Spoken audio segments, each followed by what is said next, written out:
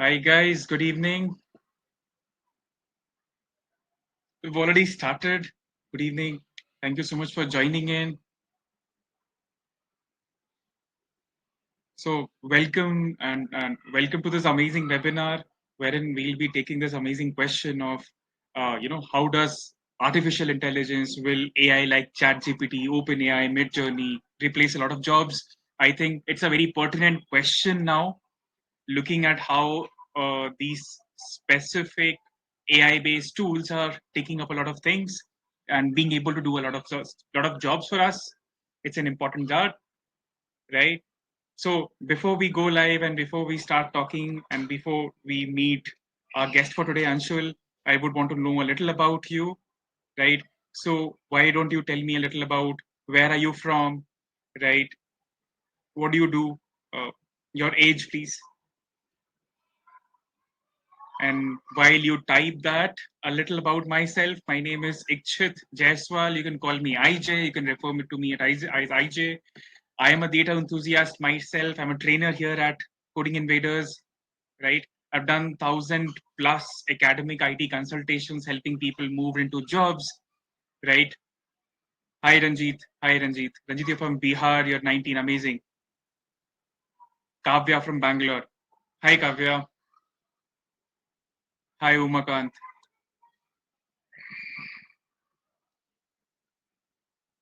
Saruk. Okay, Saruk Shant. Oh, right. That's a nice name. Hi, Saruk Shant. And guys, while we do it, while we are introducing yourself, please also tell me what languages are you comfortable in? Are you more comfortable in English, Hindi?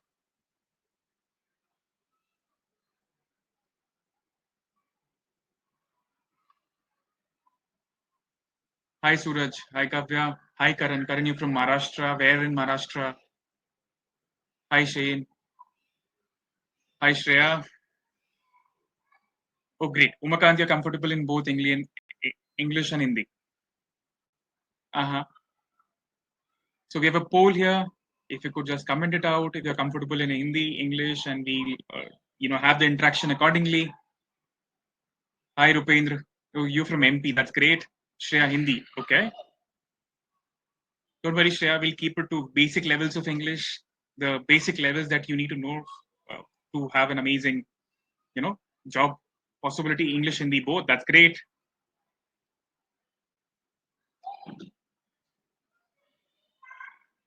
Hi, Ayushi. Hi, Ritesh. Hi, Shriyant. Hi, Saurabh.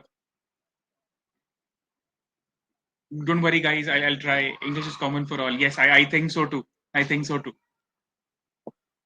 Guys, for guys joining in now, uh, welcome. A very good evening. Thank you for finding time and talking about this amazing topic today. Right? We'll be hi Lavanya from UAE. Amazing Lavanya. That's good. That's great. Right. This is Kavya. Perfect. Amazing Kavya. Hi Pradeep. So we'll be talking about this amazing topic, a very trending one, as to how does AI. I mean, you hear about a lot of tools. You hear about ChatGPT, Midjourney, right? Being able to do a lot of jobs for us. We're here to talk about what jobs would go extinct. How do you need to upskill? What is relevant for who? Hi Amandeep. Hi Shubham. Yes, Manvi, the webinar has already started. Oh, Akash, hi. Good to see you here. You're already a data analyst from Nagpur. Guys, why don't you write? I mean, what are you here for? You're just here to talk about these topics. You're here to know more about coding invaders. Here to talk about, you have questions of your own. What is it like for you? Hi, Karan. Hi, Muskan. Oh, you're from Sri Lanka. That's amazing. Eagerly awaited topic. That's very good, Pravina. Hello, Anup. Uh, guys, is the video running for all? Am I audible and visible for everyone? Please confirm.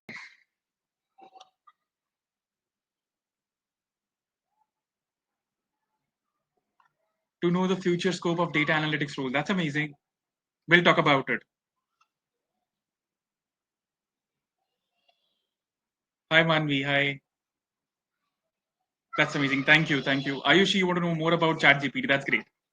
So, guys, while we do it, I'll quickly introduce Coding Invaders. I'll quickly talk about the data analyst as a course. The course is designed for 80% practical exposure, right? Wherein you work on 1500 plus assignments and 10 real projects, 10 projects which have been designed by industry experts. You get one-on-one mentorship and an on-paper 100% job guarantee.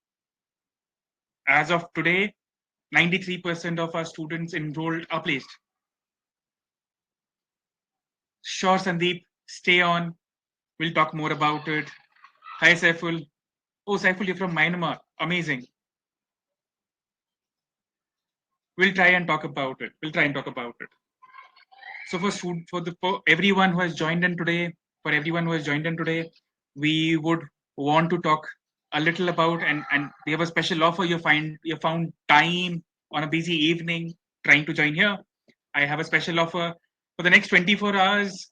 For the next 24 hours, people who register and people who are looking at knowing more about coding invaders and the data analyst as a course, you will have a special offer. As again, 12,000 rupees of EMI per month, you would have 7,490.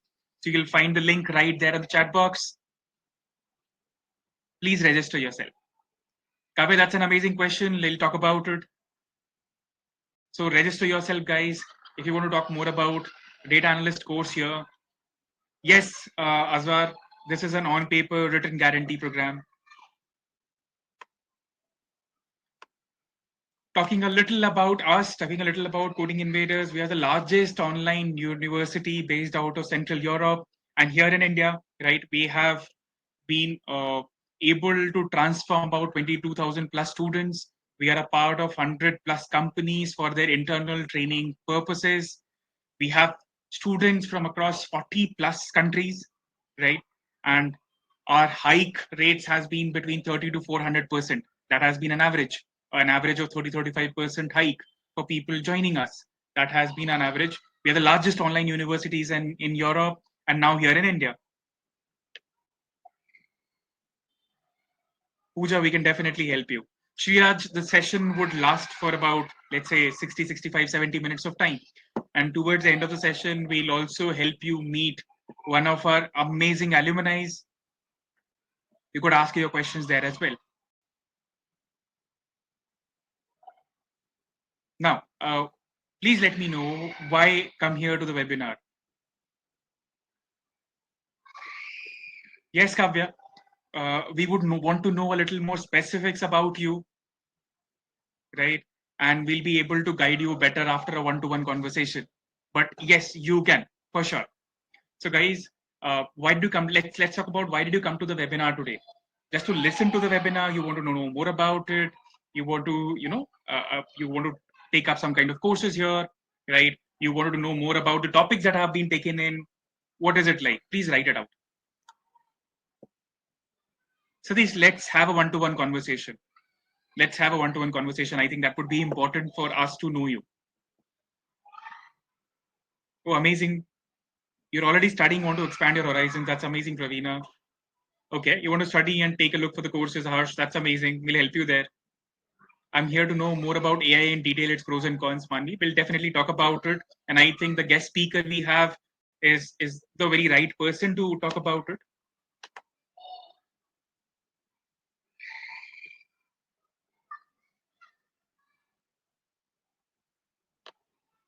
Right, guys, fill in the poll and we'll come to know more about it. You have a poll right there on the chat box. Fill in the poll and we'll come to know a little more.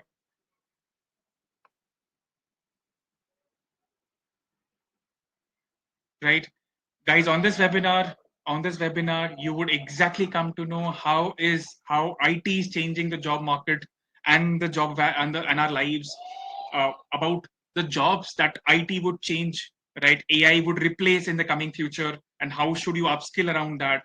Will data analysts still be in demand? I think there was one of these questions that with ChatGPT coming in, will data analysts still be needed? We'll talk about it. What are the hard and soft skills that would be required to place you as a data analyst in the year 2023?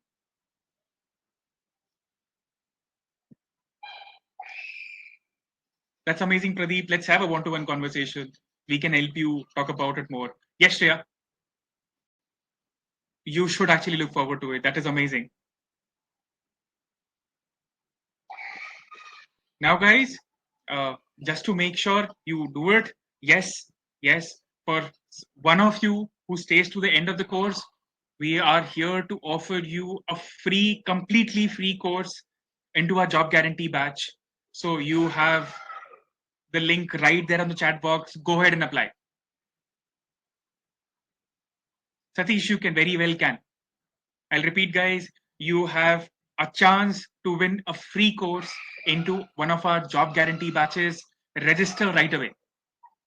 And if you stay towards the end, we'll make sure that one of you wins and gets access to the batch. Yes, our on paper job guarantee batch, completely free of cost.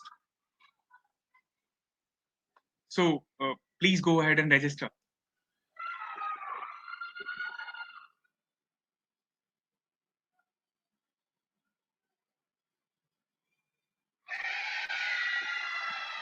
Right. While you guys register, I'll quickly want to welcome Anshul here. Anshul is already a machine learning engineer at ShareChat. He's ex-Meta. He's an AI expert, a data scientist, and an IIT alumni.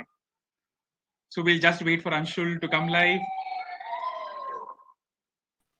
Hey guys, good to be Hi here. Anshul.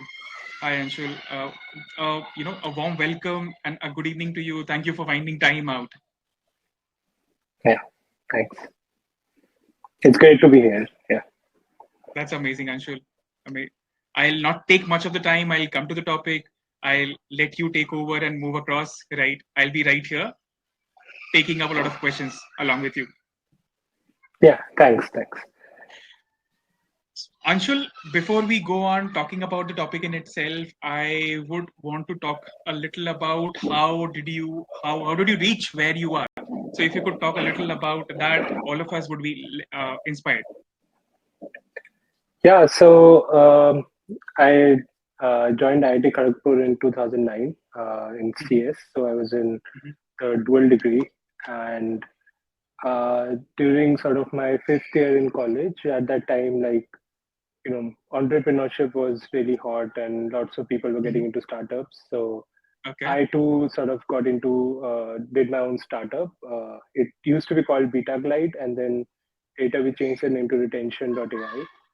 Okay. And the startup was basically mobile analytics with sort of machine learning uh, algorithms applied to like user data. Mhm. And we got funding from the US, uh, and we sort of ran the startup for a couple of years, and then it was actually acquired by InShots.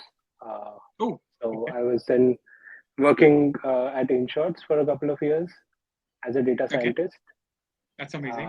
And then, from InShots, I've been working at ZenDrive, which is another startup in telematics in Bangalore.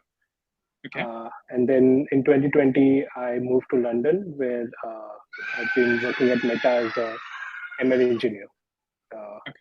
and just recently, I've been working at Meta for about 3 years in ads ranking team, and now Okay. I've joined ShareChat as a staff machine learning engineer, and still working on ads ranking. So yeah. Perfect. So Anshul, you had while you were conversating, you've already done your entrepreneurship part, right? You've already and that has been taken up by InShots. How did you choose AI to be your field? What was the phase like, and how did you get to that? Yeah, I think the main uh, what interested me most about this field is that it's an upcoming field, and Mm-hmm. I sort of always felt like the most difficult part of programming was actually the logic. So you know what was the problem with programming was that as a programmer you had to become like a domain expert, right? So let's say you're Mm-hmm. writing an accounting software, so you need to understand how accounting happens very well, right? Or let's say you want to recommend some ads to users, so you need to understand what drives the users, right? uh, and AI was sort of a very automated way to do that, right? So Okay. it was a way that the most difficult part of programming, which was not really writing code but like figuring out the logic of how to solve the problem. And many parts of that required a lot of domain expertise. So it felt like, this is not really, this should not be part of like computer science expertise, right? It should be like, there should be like one way to solve all problems. And this Mhm. felt like that kind of a thing. So that's what drew me to this field. And that's where, I started my company as well. That, we have like lots of analysts sitting there, Okay. analyzing data. So maybe you can just throw machine learning at that problem, and some of those things can be automated. Uh, so like humans can Got it. actually concentrate on like the creative work, and like all the grunt work is sort of done more by the AI. By the AI. Got it. Got it. So I that's an amazing part, and on how did you explain? I'll not take much of your time, and Anshul would let you continue on the topic of how does AI affect our lives now. Sure, sure, sure. Thanks a lot. All Thank you, right. Anshul. Uh, so I guess we can start with uh, like we all have, had experience with IT or computer science, and then how has actually IT changed the world today, right? So you can see that all around you. Like the most common thing is like UPI, right? I mean, most of us are above 20. We must have seen a time where, you had to go to the ATM to draw cash every time you wanted to purchase something, right? And today it's like, you know, people look at you funny if you give them cash. They're like, okay, why can't you just give UPI? Like, no one has changed, and, so the world has changed a lot, right? Like, if someone told me that, like, there'll be a time where everyone, you can pay for anything with digital payments, I would not have believed it. So uh, yeah, that is one of the things that you can see that has actually changed the world, right? And now you have like biometric identification using Aadhaar everywhere. And this is something that, again, would have been unthinkable even 10 years ago. And so that's an example of like, straight state level transformation. And then there's like business transformation, right? So earlier, if you wanted a loan as a business, you go to the bank, they tell you like get like 20 sets of documents or something, and then, if that guy likes you, maybe you'll get the loan, right? And now it's all AI based, right? There are these apps, you just put in your information. You don't even need to provide them with data. They just look at your data in the back end, and uh, apply sort of AI algorithms to them, and, get loans approved based on that. So these are all examples of where, IT can change the world. So yeah, if you guys can think of any other examples of how, computer science, IT, or like programming, all these things have changed the world, uh, just write the examples in the chat.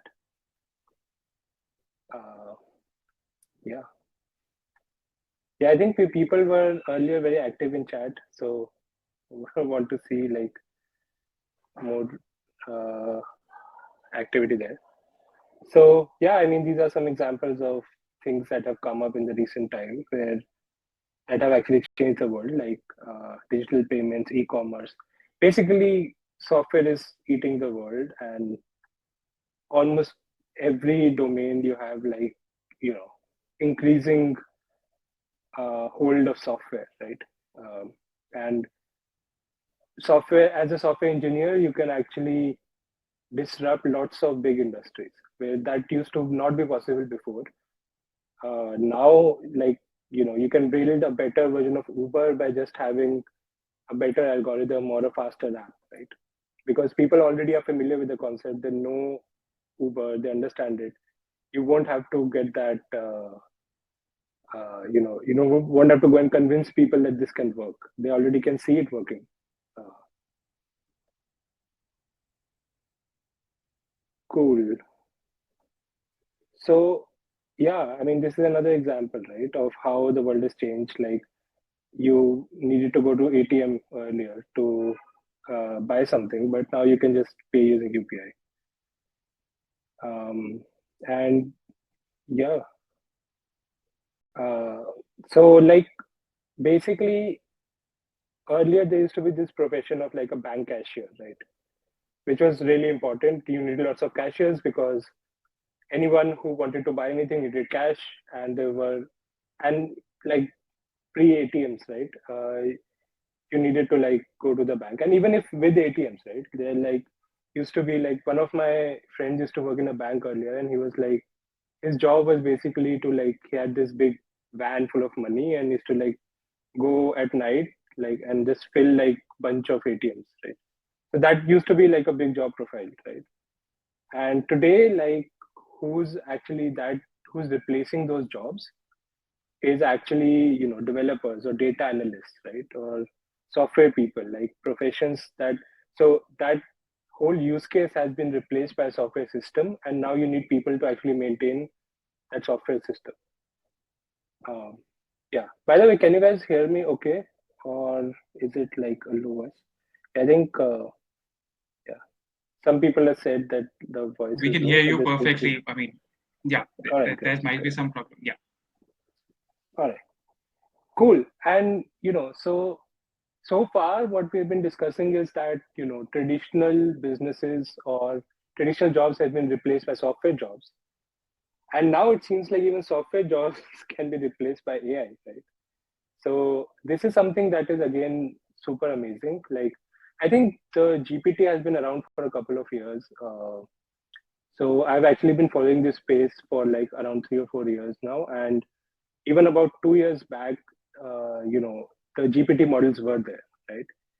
But just adding this sort of chat feature to it made it much more accessible, and now people can actually see what these models can do.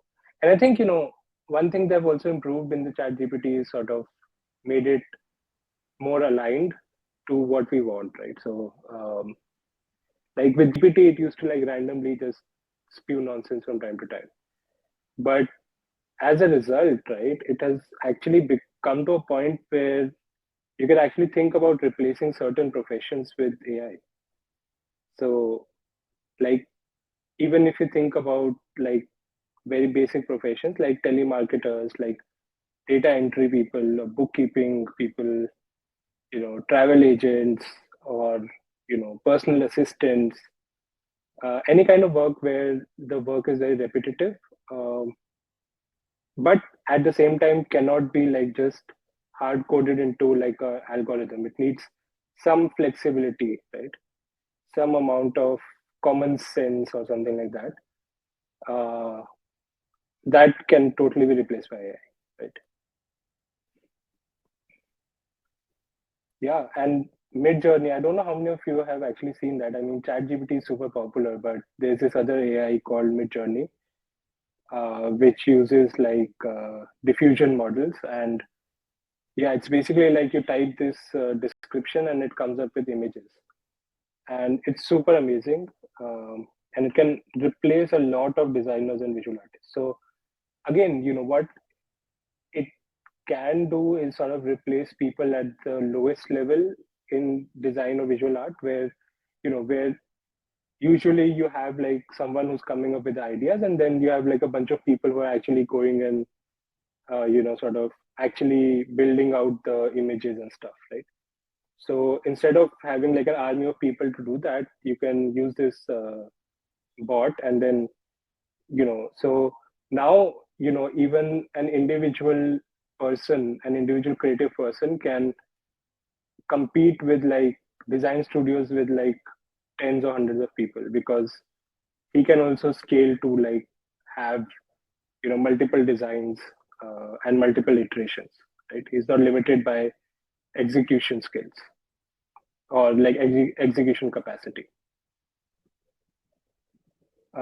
And yeah, like World Economic Forum says the same thing, that most of today's jobs will disappear by 2050, and automation will destroy a lot of jobs, right?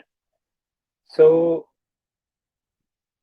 is it all like sort of scary and bleak? But sounds like that, but it's actually a huge opportunity, because uh, like with the examples earlier, right? When one job goes away, like other jobs open up, right? The world economy can actually expand much faster, and when the economy expands more, there's actually more opportunities created and new kinds of jobs which people might like doing compared to what they're doing now. Because now, to make things work, you need people to actually go and do the hard work of data entry, of actually physically calling people, or actually building images on Photoshop and stuff like that. I mean, no designer wants to do that, right? Designer wants to like think about ideas, right? And stuff like that, right? They don't want to go in Photoshop and mess around with different colors, right? So this is just a more advanced tool. And if you think about it, it's like, as a designer, like earlier, before Photoshop, you used to like make things by hand, right? And then Photoshop came and things became faster. You needed less people, but uh, the the job profile changed, and the person actually doing the work is now happier because it's easier for them to do their job. They don't have to paint on canvas or whatever, right? They can use Photoshop. And so tomorrow we can use Midjourney, but still be someone required to think of new ideas, to use that tool effectively, right?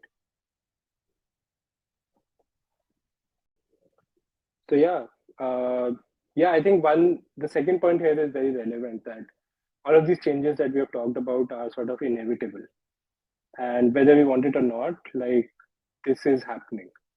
So we need to think about, like, you know how do we plan a career in this sort of situation, and think of it as an opportunity, and then think, okay, how can we best utilize that opportunity, right? So yeah, what can you do? You can, like, sort of live in denial and pretend that things are not happening, and just continue doing what you're doing, like become like an accountant or whatever. Like, not that accountants are like bad people, but yeah, whatever, like just data entry professional or something. And then then after 10 years your job will be replaced by some AI, and then you'll be like stuck. Or you can think that, okay, this thing is happening, and what do I do about it, right? What sort of professions are going to be really, really critical for this, and how can you sort of position your career towards benefiting from this opportunity? Yeah, so which option do you want? uh, yeah, answer that in the chat. That's I mean, Anshu, that's a very deep, thought-provoking question for that matter. Let's see what people have to say there. Yeah.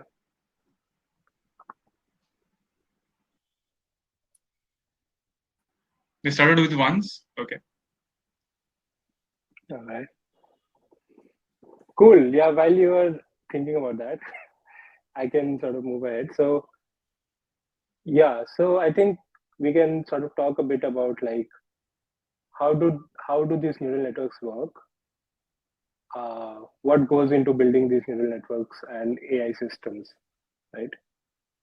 So, I mean, Uh, Anshul, before we yeah, can actually go ahead talking about it, I mean, so uh, when we guys get to be as data enthusiasts, people who are trying to learn, and transfer to this field, when we basically get to hear from you guys, the first question that comes is, with the advent of these kind of features, how does an exposure for someone who is starting off their journey work? So, will it help us? Will it lessen our possibilities? If it'll help us, how do we take its help? So, I mean, how? Please help us there. I think that would be a pertinent question with almost everyone. yeah. So like I said, right, you need to think about this as an opportunity. And like, it's a, like, sort of philosophical thing, right? If you always think about any changes as opportunities, then that's how your mindset works. And then you automatically will start trying out things with the new technology. And you might discover something that someone else, that no one else has, and then you can actually leverage that, right? So So, what I you're wouldn't. meaning to add in here, Anshul, I'm sorry, I am interrupting here. What you're meaning to add in here is, with advent of tools like these in AI, the number of job opportunities will not decrease in the market. Is that correct? Yes, the number of Okay. opportunities will not decrease. But what people are doing today, they'll not do the same thing in the future, right? They'll be doing different jobs. Ah, Like the job profile will change, right? ah, And that's yeah, why that it's makes really more sense. critical to be sort of very familiar with these tools, right? That, Ah, okay. actually use them, understand them, so that, you know, like there's going to be this whole career path of just people who can use this AI very well, right? Hmm. Um, Okay, which today there isn't, right?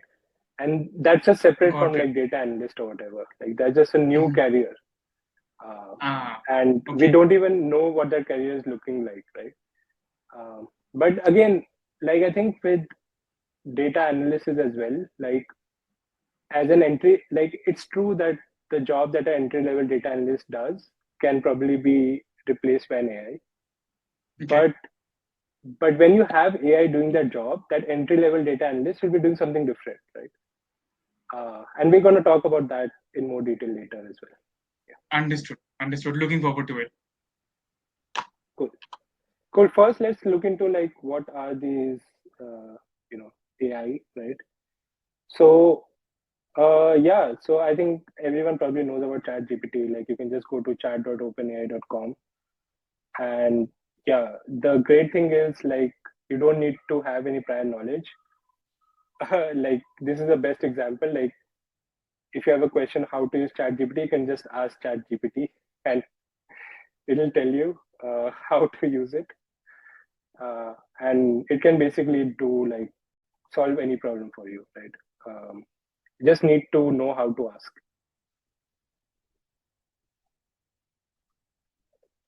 So yeah, what does it mean for you, right? It means that, again, think of it as an opportunity. You can work more effectively, right? So earlier you used to Google, like, let's say you want to be data analyst. So how do you become a data analyst, right? Everyone has that question. So you can just ask ChatGPT, how do you become a data analyst? And ChatGPT will give you actually pretty good suggestions, right? And you can even follow up on those things, right? You can say, okay, tell me more about this. How do I do that, right? I don't understand this part. Can you explain it to me? Or maybe you've started on your journey, you've done some courses, and you're stuck at some problem, right? You can just ask ChatGPT that same problem, right? And they'll give you like a decent response. Uh, the thing is that it can be occasionally wrong, so it's important to like verify, have some way of verifying it. So don't just take what it says completely at face value. But yeah, but it's still super useful. Um, and yeah, that allows you to actually focus on the important things, right? So when we do data analysis, the most difficult part, so usually with data analysis you start with a question, right? You start with like a question, like for example, like like we had this question today, like why is our ad system not performing well? Like we had some target and currently it's delivering lower than the target or whatever, then why is it lower, right? Then you think about, okay, how can I answer this question with data, right? So that is actually the toughest part about any sort of data analysis, right? Like even if you have a more granular question, like this is a very high level question, but you have like, okay, some particular advertiser or campaign or something, like this thing, particular thing is not working. Why is that the case? uh, or maybe we did XYZ and we saw some result. Why is that the case, right? How do you actually go from there to like a data analysis plan, right? Like what data will you look at to answer that question, right? uh, so that is something that requires like an in-depth understanding of like data analysis and the systems and everything. And I don't believe that AI can do those sort of jobs. It's very far for AI. Like it's also very niche and sort of application specific to what job you're doing, right? So so that's something where you'll always need humans, right?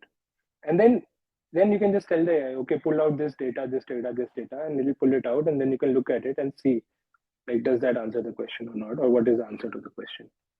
So yeah, I mean, you can actually focus on the important things and let AI do sort of the grunt work, right?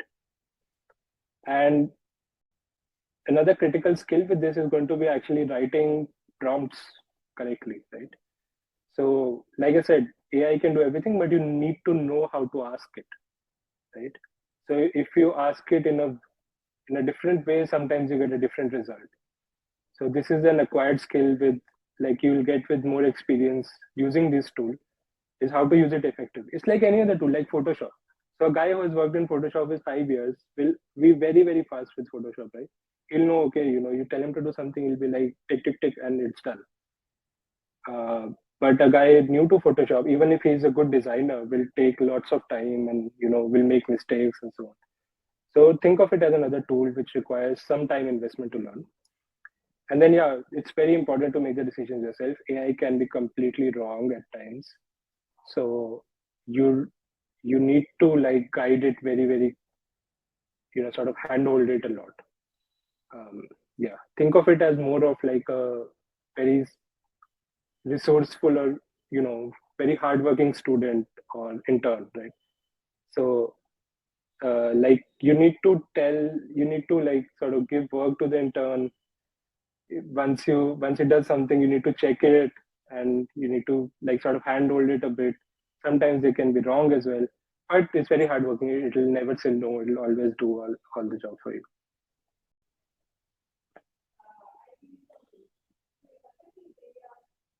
Cool. Are there any questions that you want to answer? I think Anshul, everyone is very, very intently listening to Yeah, your we can just things. I continue. feel we'll have a lot of questions as in how we go along. Sounds good. All right. So yeah, so these are some of the things that ChatGPT can help you with, like writing essays, learning new languages, coding, creating tech jobs, right? And again, like co-pilot is a really good word, right? It's a co-pilot, right? So you need to be in control.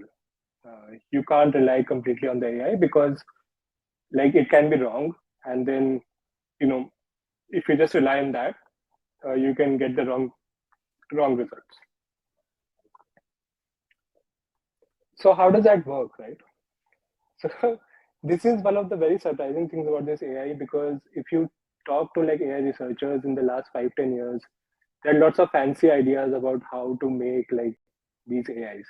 But it turns out the what GPT is trained on is just uh, you throw a bunch of text at it and you sort of train it to predict the next word.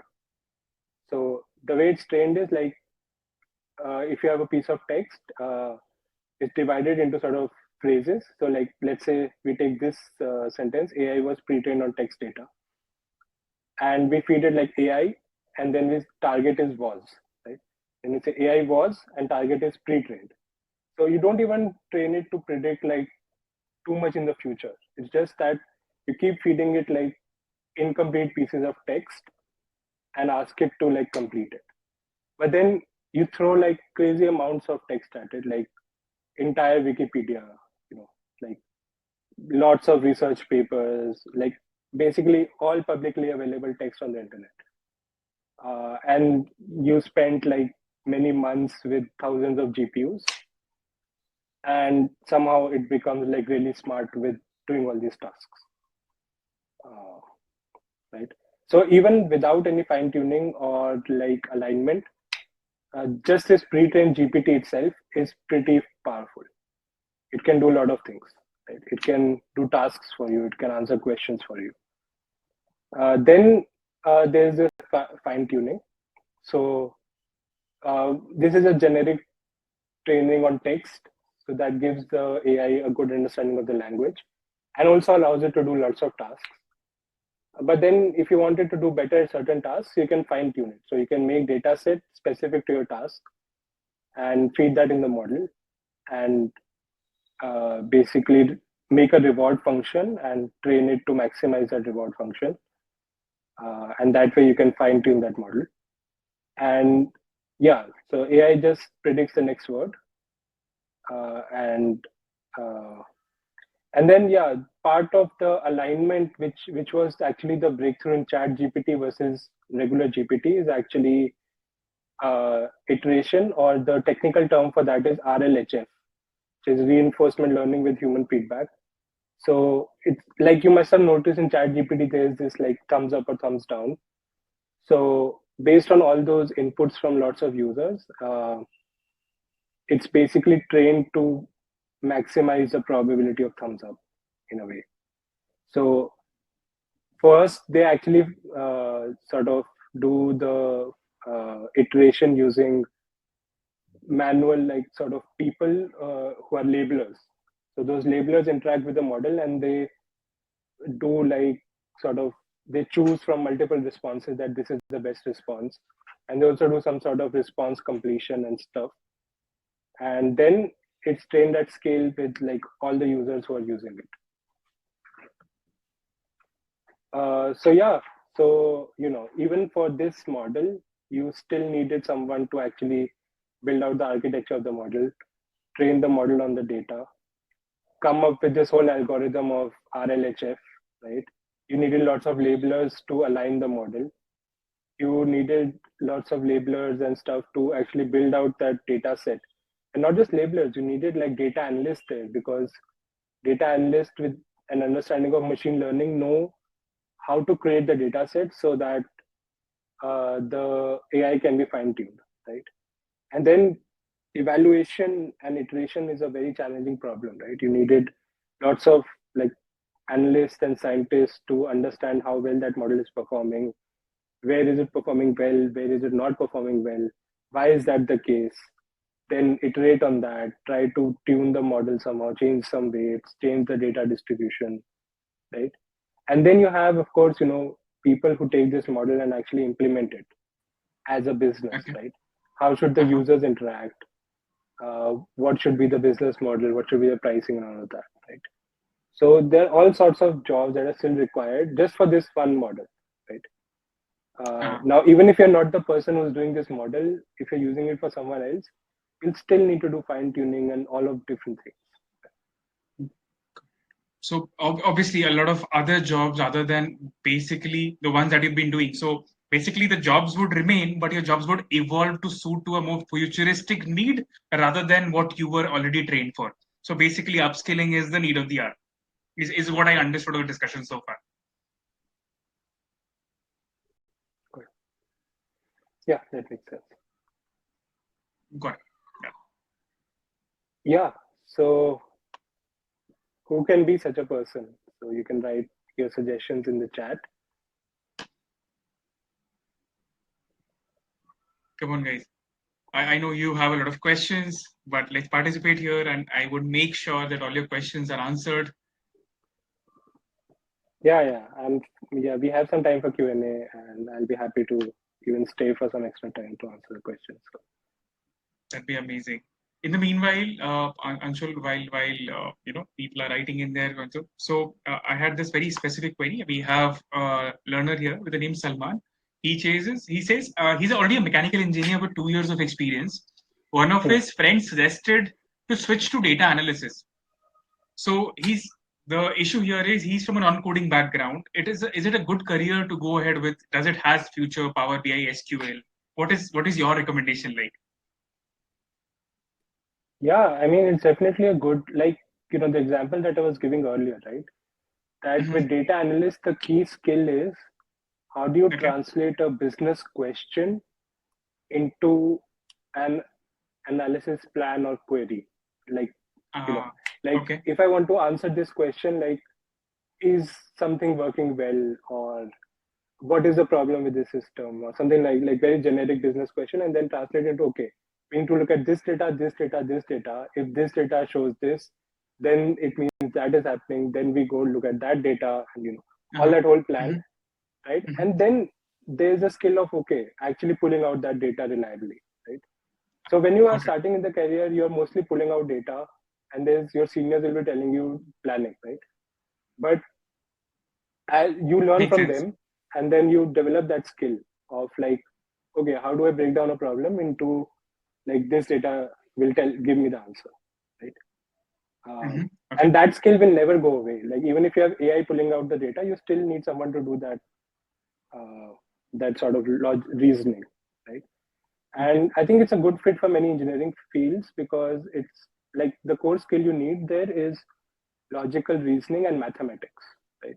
Uh-huh. Which Hmm. I mean, all engineering engineers will know very well. Like I mean, mechanical engineering, the maths, like you have like real Yes, analysis a and lot of stuff. it. A lot Yeah, of it. Exactly.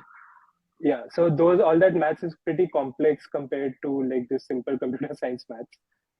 Okay. So I mean, those skills are transferable. It's just that you need to learn how to apply it correctly. So I would say Okay. like any person with strong interest in maths or good understanding of maths can really do well in data analyst. Got it. Anshul, I mean, that was specifically, I mean, a good part of it related to people who coming in from engineering. How do you see it for people who are not from an engineering background? So let's say someone coming in from a commerce background, a BCom, BA, BSc kind of a background. How does it work for them? I think again like it's ultimately mathematics and understanding numbers really well, right? Okay. So Mm-hmm. I mean even commerce people will do really well, right? If you're good with numbers, right? Mm-hmm.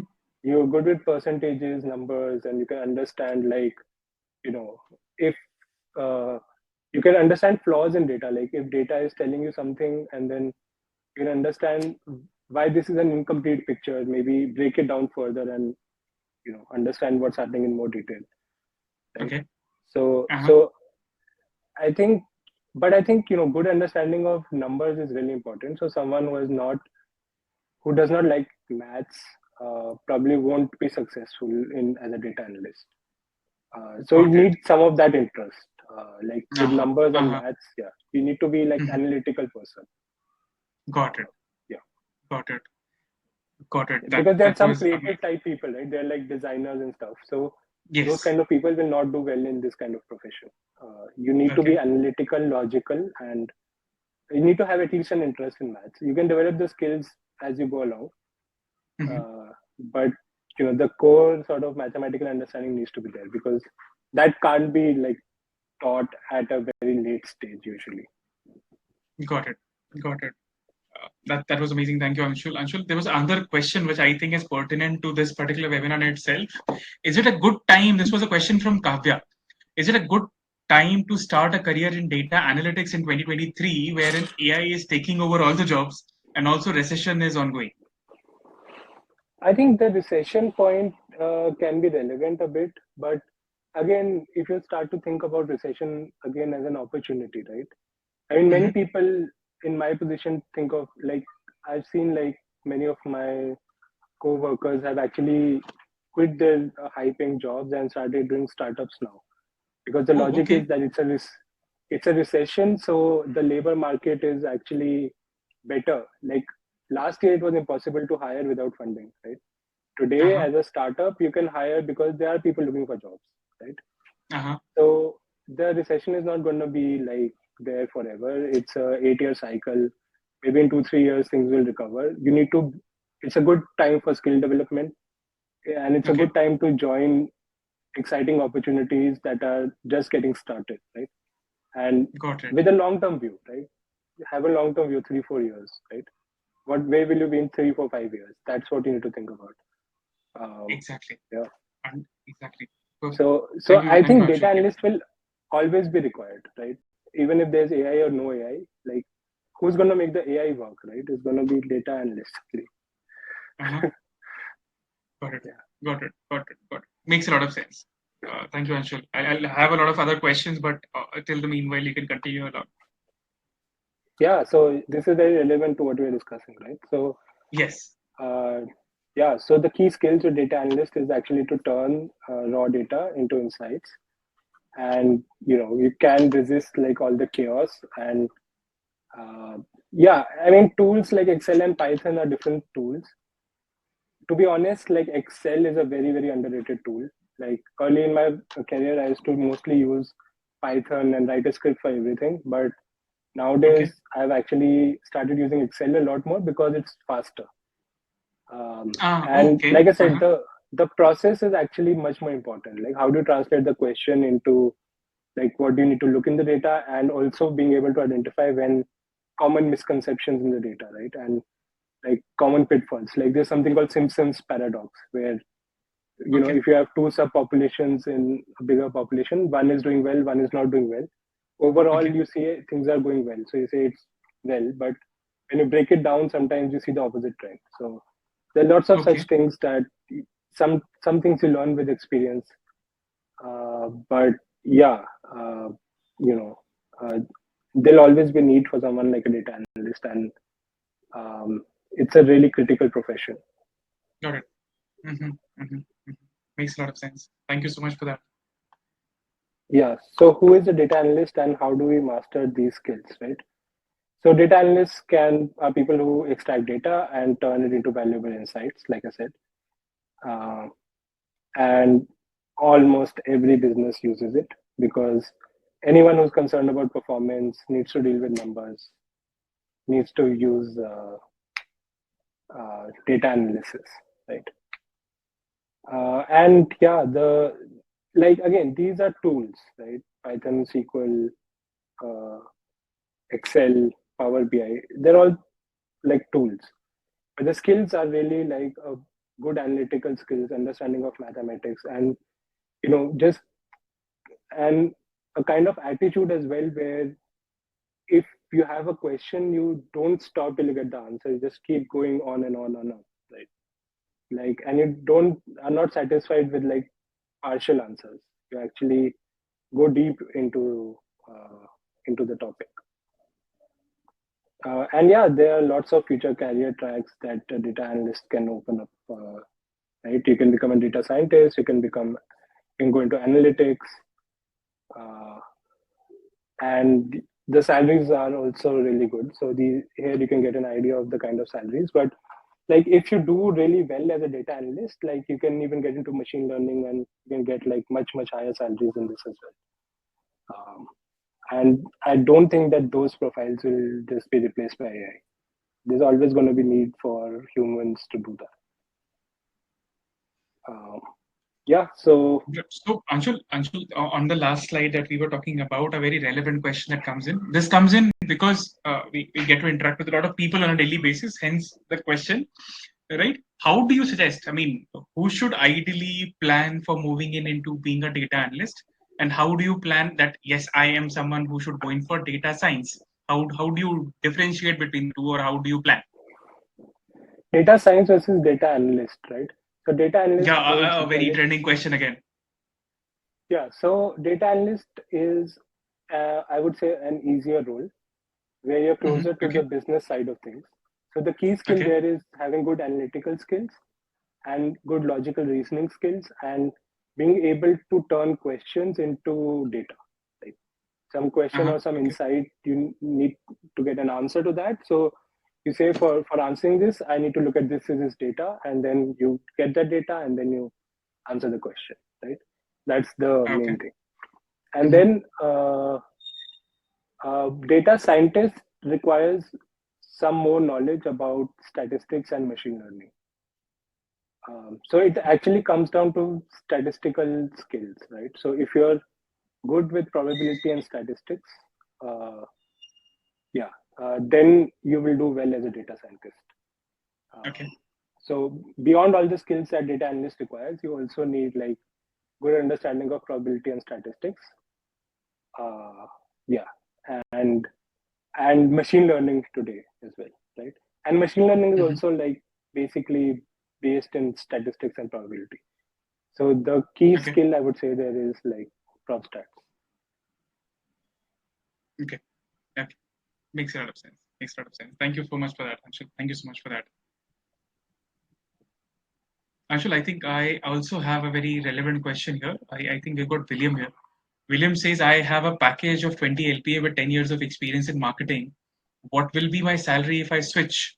Or what will be my package if, what should he expect if he wants to transition now? Or how do you go around with that? Yeah, I think one other thing with the salaries is um, it's not like that okay, I've said like whatever 6 LPA here and that's all you'll get, right? It depends on the person as well and how well you do in the interview and what you're making right now as well. So if the company really likes you, they think you can fit the job. You can even Okay. get something that's matching your current package and even more than that. And if you go into data Okay. science profile and work for top companies, you can earn much, much more than that. Okay. So there's no ceiling to this career. Like there are people who are earning like multiple crores as well. So Got it. yeah. Got it. That's perfectly done. Yeah. Thank you. Thank you so much, Anshul. Thank you so much. Yes, please. Yeah. So how can you find vacancies? So you can look at like all of these resources. I think uh, these are like common resources many people are aware of, and also like you can go to the Coding Invaders Career Center. And yeah. So should we go to the Q&A now? Yeah, Okay. we definitely can. Yeah, we definitely can. We definitely can. I'll pick out a few questions, right? So while I collect the questions in a minute, I would just introduce you to the team, right? I'll just give them a little idea on how things can go through. So guys, while we collect all your questions, you can write your questions here. You have a chance to win this completely free course into our on paper job guarantee batch, right? You have the link right there on to the comment section, right? Go ahead, register. It might be a lifetime opportunity, a life-changing opportunity for you, right? Uh, this can actually help, and this would actually be a lot of questions. And I think you would have a lot of questions, right? Please go ahead, register yourselves. We'll connect with you one on one, and we'll basically try and answer a lot of questions for you, right? While you do that, Anshul, while people are registering, I'll have collected a few questions while throughout the journey. I'll go ahead and ask those questions of you. So this was a question from Akash, which says, "Will AI replace Python developers? Because I could see that ChatGPT can code nowadays." Yeah. So as a Python developer, you probably won't have to write 95% of the code, but the most critical 5%, I don't think the AI can write that. And also, Okay. like similar to data analyst, right? The key skill again as a developer is being able to translate problems into code, like or Okay. just architecture and like how that code should look, right? So Mhm. maybe now what you'll do is someone comes to you with a problem and you'll type that into ChatGPT. But even that Okay. translation can be very difficult sometimes, and AI Mhm. can do that for simple things, but not for everything. Makes a lot of sense. Makes a lot of sense. Thank you so much for that. Uh, this next question comes in from Kavya. Kavya is a 2017 pass out, Anshul, right? And has worked for 2 years into IT, right? Now there has been a career gap. Should she take up the data analyst role now? I mean, will that be feasible for her? Yeah, of course. You know, I think lots of so I think the main thing with these courses is that people are not looking too much on like you know whether you took a gap or things like that, right? Like it's mainly about your skills and can you do well as a data analyst right now, right? So I think someone who like Kavya who has experience in IT, right, Mhm. is a really good fit because uh, you already have domain experience.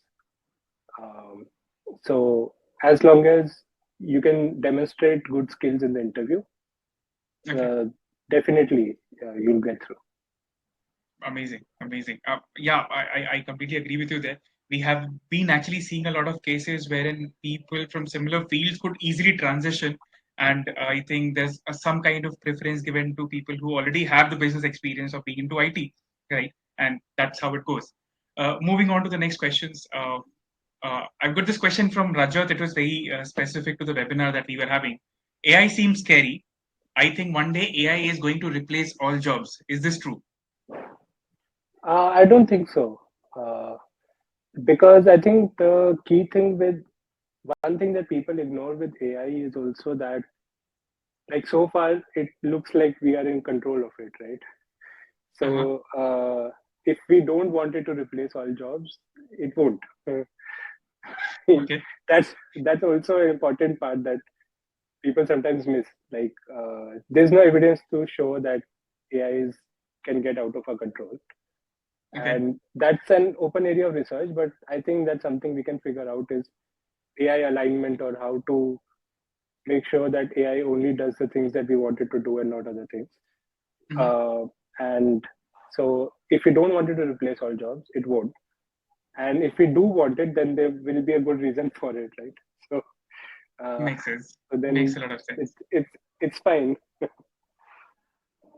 Got it. Got it.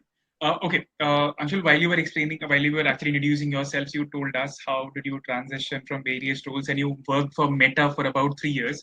So I have this very relevant question here. This question comes in from Poonam. She asks, "Sir, how do I get a job in Meta?" Yeah. So right now, I don't think Meta is hiring, but it was hiring like crazy like a couple of years ago. So that's another thing to remember with these companies, right? I've been applying at big companies out of college. Then when I was looking to change jobs, I have applied a couple of times earlier, and there used to be times where people didn't really respond when I reached out to them, and there have been times where literally 10 people have been pinging me that we have this job, we have this job, and it's not just a function of your skills; it's also a function of like the market conditions. Mhm. So Okay. I think the way to get a job at Meta is to really focus on skill development. Like I think especially data structures, algorithms, and coding, you need to be really good at that because like any sort of technical job besides data scientists, like any sort of engineering job requires like uh, DS algo and coding. And then there are system design books. There are ML system Okay. design books that you can read. And similarly, you can find resources for data scientists as well, like statistics, probability, Uh-huh. and just developing your skills a lot. So Okay. that when you get a chance, like someone reaches out to you that we have this opening, you can actually do well in the interview because I think when companies are hiring, they don't really look too much at it. It depends on the market conditions, but when they are in a hiring spree, they won't look too much at the resume. Like they'll just rely more on their interview process. So, Okay. so you need to make sure that you have the skills to pass the interview process. Uh, So basically, yeah. what you say is upskill, keep yourself ready, and as in how you see the hiring process on, go ahead, apply, and give it everything that you have. Yes, and also keep trying. Like many people take uh, you know, 2, 3 tries as well to Okay, pass these interviews. They are difficult interviews. So yeah, I mean, don't give up in the first go as well. Like keep trying, got it. and with more Got it. experience of giving these interviews, you keep getting better as well. Understood. Understood. Thank you for that, Anshul. I have moving on to the next set of questions. I'll have the last 2 to 3 questions for you from here on. Right. This is a very pertinent question, I think, which a lot of candidates face. This is a question from Namrata. I have a gap of 2 years, and I am from a non-IT background. I have lost my morale, demotivated as well. Right. I have zero knowledge about data analytics. So, do you think of me as a fresher only? This is my concern. So why is it a concern, right? So I think people will often have this concern that I'm starting out a new career and then I have to start from scratch, right? But think Okay. about like your progression as well, right? There's no ceiling in this career. It's going to be relevant for many years to come. So even if you take a temporary setback and get into it, like maybe you're earning less first few years, but if you do a really good job, you can get promoted really fast and rise up the ranks, switch a couple of companies, and before you know it, in 4 or 5 years, you're in a really good situation, right? And you're Uh-huh. earning like way more than before. So just try Okay. to have like a long-term view of things. And in terms of your background, non-IT background does not really matter, but what matters, like I said, is logical reasoning and mathematical and analytical skills, right? So if you Okay. feel like you're the kind of person who can logically think about things, understands numbers well, likes also, like it's not just skill, right? You should have an interest. Like if you don't like mathematics, you won't do well as a data analyst because every day you'll be dealing a lot with numbers.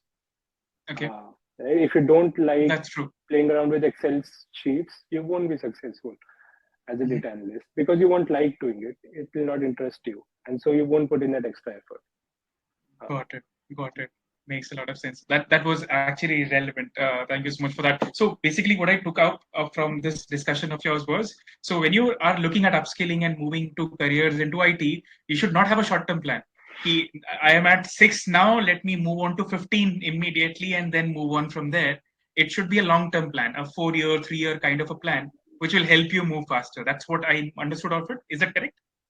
Yeah, that's correct. That's always a good way to think about things, like having a more long-term plan and thinking about where do you want to be in 5 years, right? Okay. Working towards Okay. that slowly. Because Uh-huh. sometimes you have to take like short-term setbacks to Okay. actually get to a good place later, right? Sometimes Understood. it's unavoidable Understood. because like you can continue your current profession and there's a ceiling there, right? Okay. But in this Okay. profession, like if you're good, there's no ceiling. Got it. Makes a lot of sense. The third last question to you, Anshul, I'll go on with that. So this is a question from Pravina, right? Hi, sir. I'm a chemical engineer with 11 years of industrial experience. What to transform my career? What skills should I learn? Yeah, so I think in terms of skills, right? Like the key skill, like I said, was being able to go from a high level problem definition to like, so there are all these kinds of interview problems where they give you some data set and then they ask you some questions about it, right? Mm-hmm, So mm-hmm. there, no matter what tool you use Excel or Python or whatever you're comfortable with. So you need some knowledge of the tools. Like if you don't know how to use either Excel, Python, anything, then you won't be able to Okay. do any analysis. But Uh-huh. learning the tools is one part, and then the second part is actually being able to translate the questions into like actual data, right? And Got it. that requires some practice. And like you know, you get that skill once you have done it a couple of times with some toy problems, and then move on to more difficult problems, more open-ended problems, and Mhm. try and sort of do things in a very very open-ended way. Yeah. So Okay. Got it. Got it. That seems like a very good suggestion. Uh, I'll move on. The second last question for you, Anshul. This is a question from Kavya, and looking at all the anxiety around AI and everything, she asks, data analyst versus testing, which career is best in long run? I think I would say data analyst is a better career than testing, uh, Okay. because I feel like testing is something that can be automated a bit more easily. Okay. Um, right? Whereas with data analysis, there's still this like forget about all other skills. Like the main skill is also communication, right? As a data Mm-hmm. analyst, many of times you'll be dealing with business people, and just Mm-hmm. under being able to communicate with them, like you are the first sort of point of contact with between sort of Okay. engineering and like or product teams and business teams, right? So Mm-hmm. uh, yeah, uh, I feel like data analyst is sort of more future proof job. Got it. Got it. That seems to be a more long run kind of a situation. Got it. Anshul, that was great. Going over to the last question for this, or any other things that you would want to add thereafter. This is a question from Krunal, and I feel would offer a lot of other answers to a lot of people.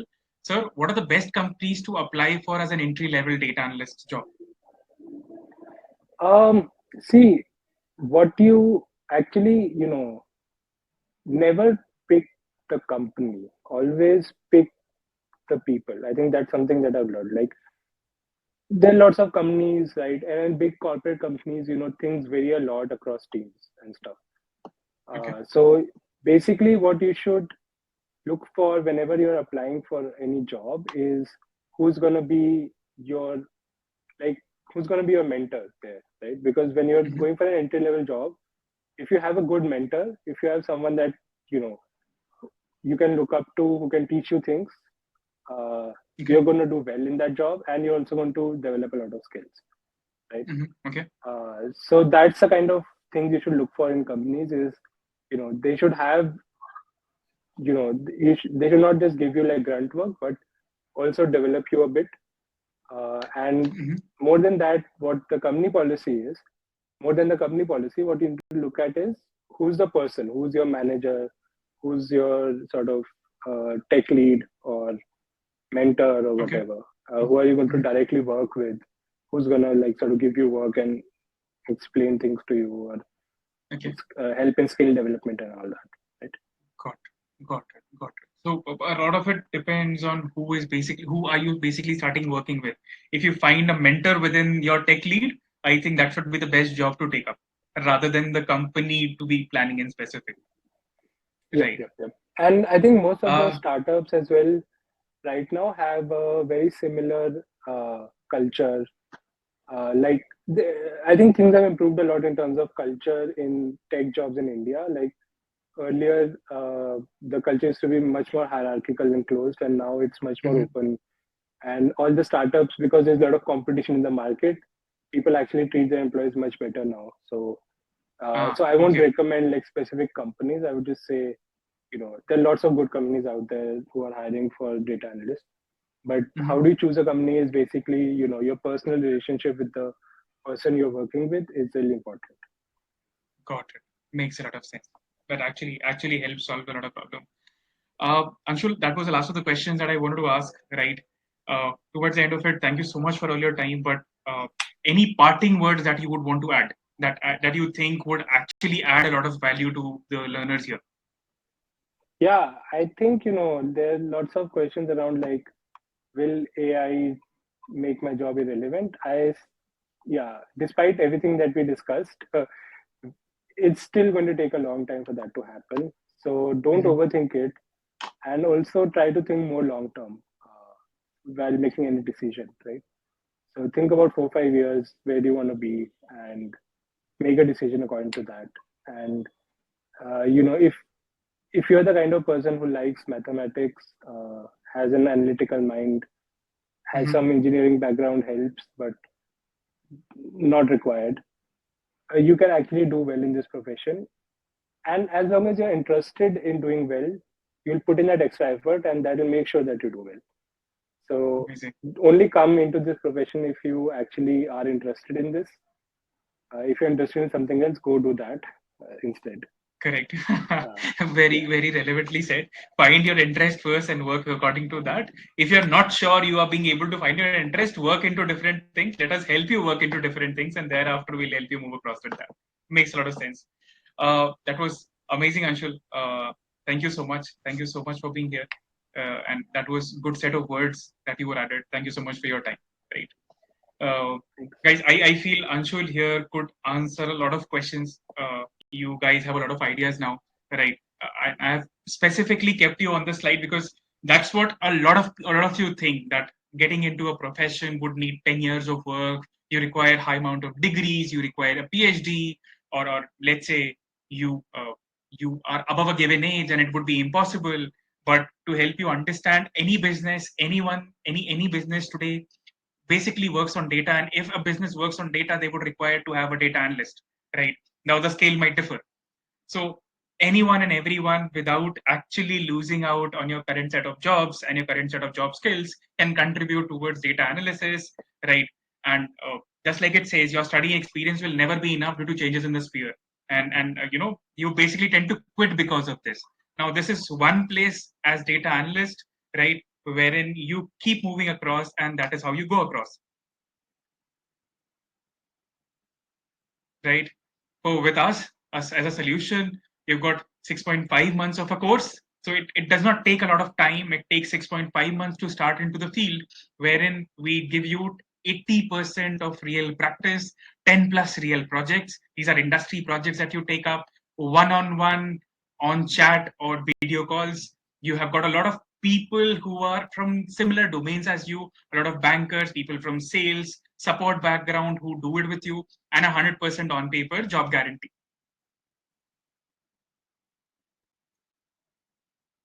So we had to basically be here. We've already done that. So I'll quickly move on to the next set of slides. Guys, let us welcome Shankar here. Shankar, hi, good evening, Shankar. Hi, good evening. So good to see you.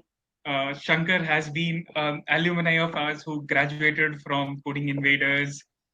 in the month of October. So Shankar, without taking much of your time, I would basically, I the only reason we wanted you to be here is we basically want our learners to exactly know what does it feel like.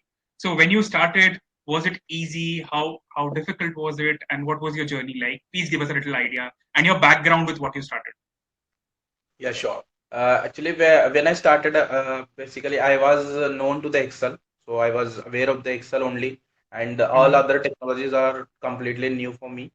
So I was struggling with them initially, but after that, Uh-huh. after the practice and hard work, I got to means I'm okay with that, and then I got expertise in that, and then I uh, cracked it, I can say. Yeah. Amazing. Congratulations on that. We were so happy to when we got to know about you, and that was amazing. That was just amazing. So, Thank Shankar, when you started, you had a lot of inquisitiveness, a lot of anxiety. Will this work? Will this not work? How did you get through it? What helped? What did not? you. I think because actually I don't means I was not aware of all the new skills, so I was unexcited about the skills. So how can I, because I was working, Got it. so Uh how huh. can I manage the work and study? That was the Together. main Uh huh. concern I was having that time. Uh huh. Uh huh. So mostly in the weekdays I was not getting the time to Okay. work on to study.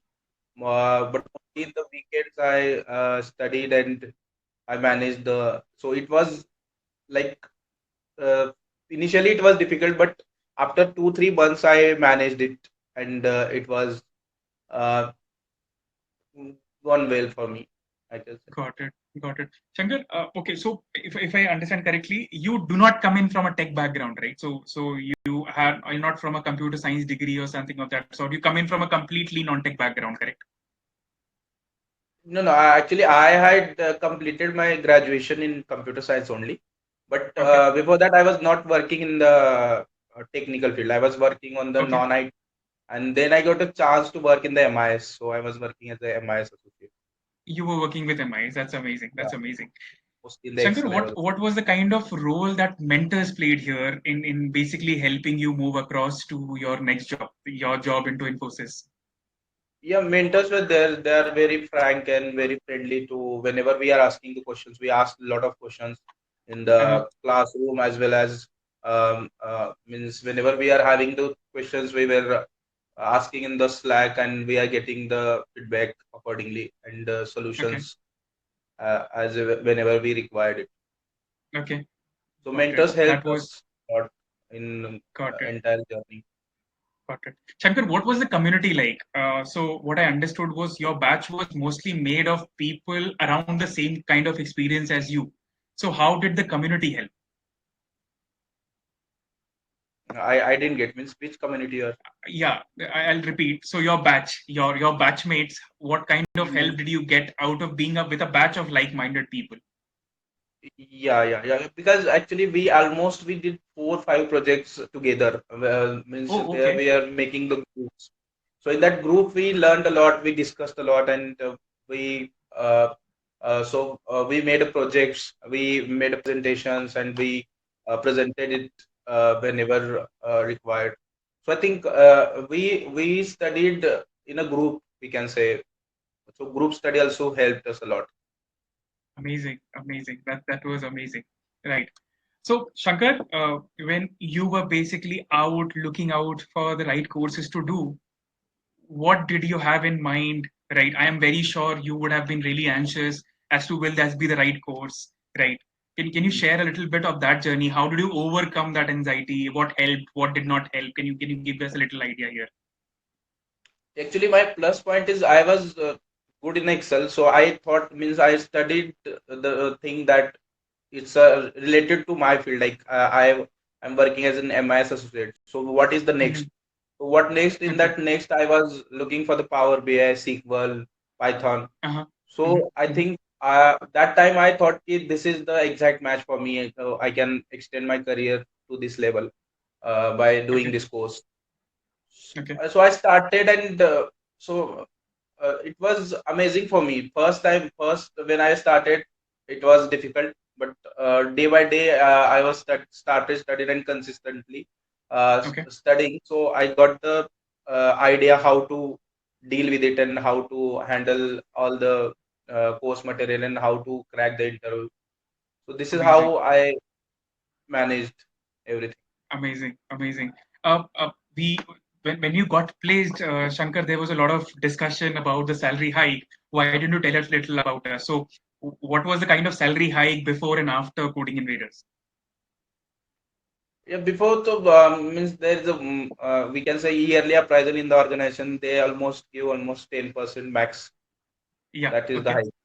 But when we Right. switch the company, so we can expect a lot. I got a 55% growth. That's amazing. That's amazing. Yeah, You got a 55% hike. That's amazing. That's wonderful. Congratulations on that. That I know it has been a long time of really hard work there. right. Yeah. Right. And And also, actually, I got a chance to work on the skills like SQL and Power BI. That was I was looking okay, for. So that is the amazing, thing I amazing. mostly had. And how did the projects help, Shankar? The projects that you did, you said you made a few projects in collaboration with other students in the batch and a few projects Yeah, on means your own. actually, yeah. Those projects I means included in the resume as well, and those projects I explained in the interview also. So Oh, I think lovely. those projects are very important for me. Means they helped me to crack the interview. I guess.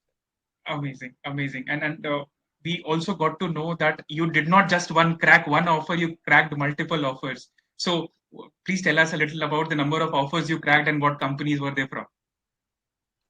Actually, I got an offer from Infosys, Gap Maps, and I Okay, think I had interview for the British Petroleum as well, amazing. and yeah, Unilever. So I think 4 to 6 different offers, if I remember correctly. Yeah, you can. Amazing, amazing, amazing. So you interviewed and you cleared Unilever, British Petroleum, Infosys. That's amazing. That's amazing. Perfectly. And what do you think that was that one skill which was pretty important for you during the interviews? I would say the sequel is most important because Okay, many questions asked on the sequel only. got it, got it. 50%, 60% questions are asked on the sequel only. Amazing. Need- Perfectly. Yeah. Perfectly. Makes a lot of sense, Shankar. Shankar, congratulations again. It was a lot of months of lot of hard work, and you have been just amazing. Any specific set of advice or recommendations that you would like to make to the learners as of now? Yeah, I would say once we started means doing the like SQL queries are mostly more hectic. People means get disappointed that time, and many people left Mhm. the course in between also. So don't do that. Okay, I would suggest try hard and try to learn and try to write more queries and more okay, codes, and definitely it will help. So consistency is very important. I would say. got it. So while your days of your preparation, what was the kind of time commitment you were giving to this on a daily basis? So Yeah. was it possible to do it daily or was it just weekends only? How did it help? Sometimes I worked on whenever we are having the test and exams. That time we Mhm. were I was studying on the daily basis, but Okay, mostly I was studying on the weekend only. So I was okay. giving a whole Saturday Sunday for it only. Yeah. Perfectly, perfectly. That was amazing. That was amazing, Shankar. Anything that you want to add? And it was really thank you so much for coming in today. I am very sure a lot of people will feel lot more confident after hearing from you. Thank you so much. Any specific set of recommendations, advices, any last set of words that you would want to add here? Means just I said so once we join the Being course we have to consistent, complete. Yeah, be counted. consistent we can say, and yeah, and be connected with don't means disconnect with the course. I would say. Okay, okay. Yeah, And that is what helps. yeah, and ask more Got it. questions so it will help a lot. So be inquisitive, be consistent, and stay there, and that's what gets you through. Yeah, right. That's it. Perfectly, perfectly. Amazing. Thank you so much, Shankar. Thank you so much, Shankar, Thank for being through and wishing you a very happy life here on, and all the best. Thank you so much. All the best, all of us.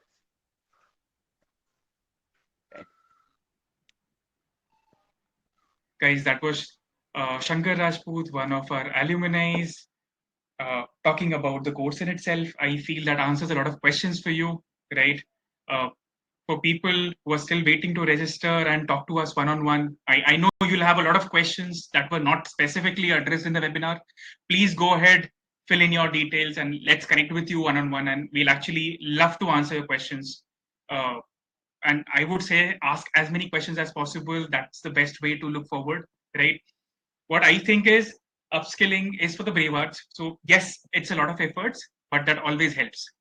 That's what you should look in for, right? So for people who have been giving in their time this evening and moving across, we have this very special offer here, which an offer which is across 12,000 rupees of an EMI per month. It's just 7490. That's an amazing offer to have, right? Utilize it, fill in your details, and we would love to talk to you again. Guys, I'm available for any questions that you might have while talking about the course. So about the mentorship, we have collected a few screenshots of how does it go through. So a lot of sessions that goes into training you.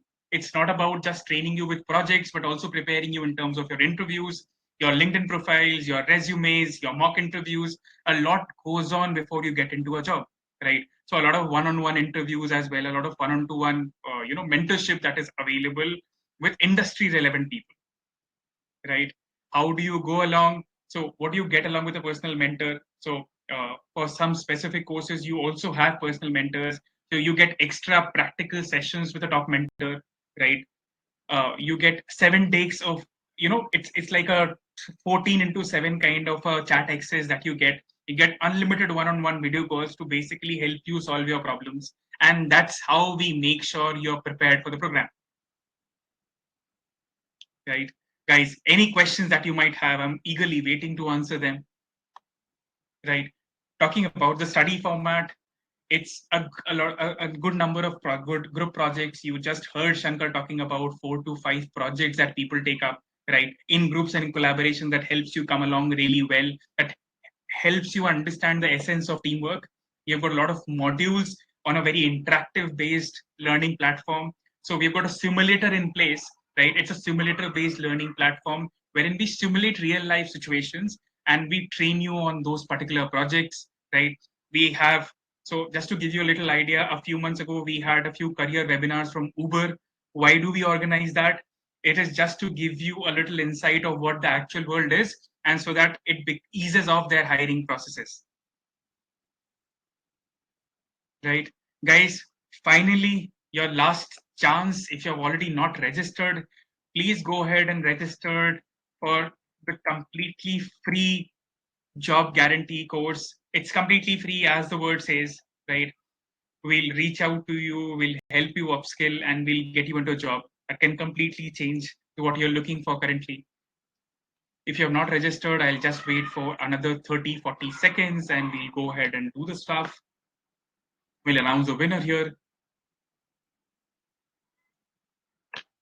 Or in case you have questions, I'm more than happy to answer most of them.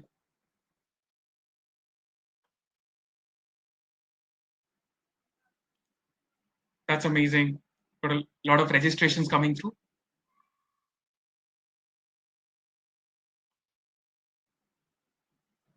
I'll just wait for 30 more seconds, guys.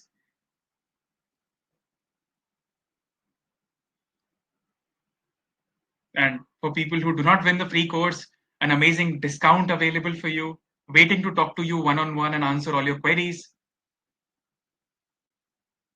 right? This offer just remains valid for the next 24 hours. Utilize it, go ahead and utilize it right away. It's an amazing opportunity to take up, right? And also, guys, while you come on board, you have this amazing offer to come in along with your friend. And for every successful referral, as a thank you, we would credit a 5,000 rupees, credit to your account, a bonus that you would get from our behalf.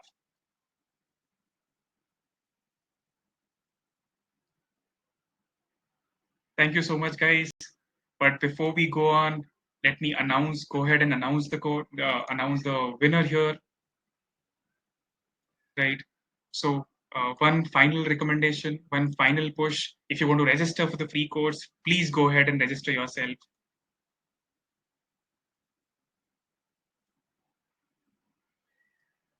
Right. One of the basic eligibilities for getting this final course is you being available till the end of it. So while I announce the winner, I please be available so that you can claim it for it. So guys, not taking more of your time, let's go ahead and talk about this. So, okay, let me show you a few things.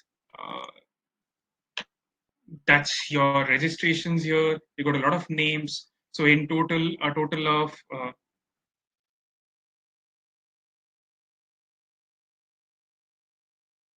a total of 82 of you who have applied in for this free course. And here,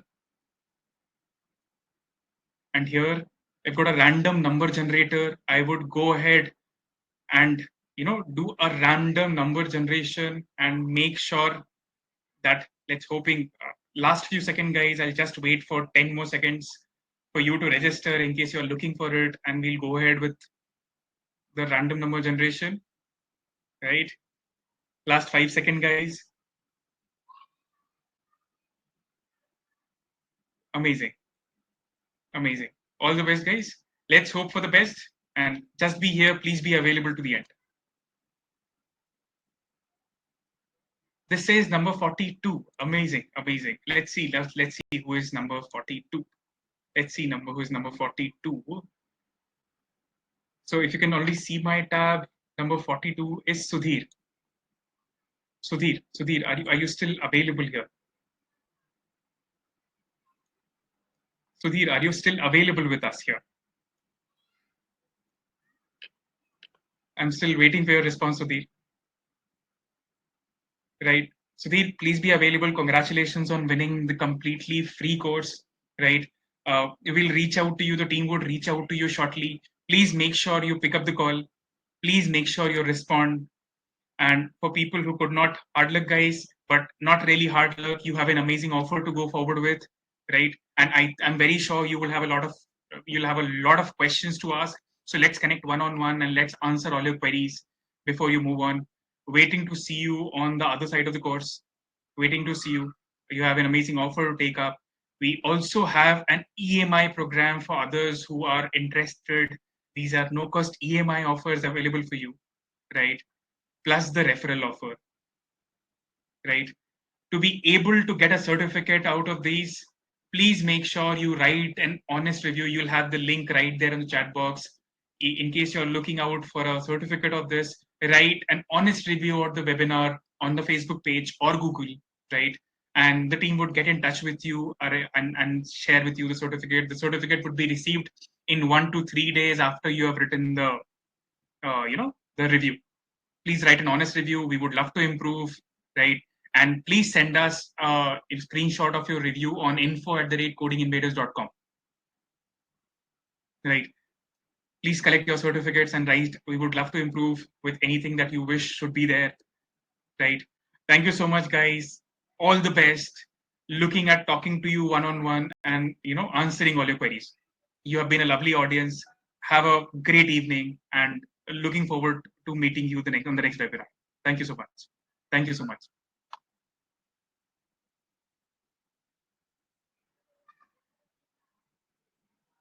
Thank you so much, guys.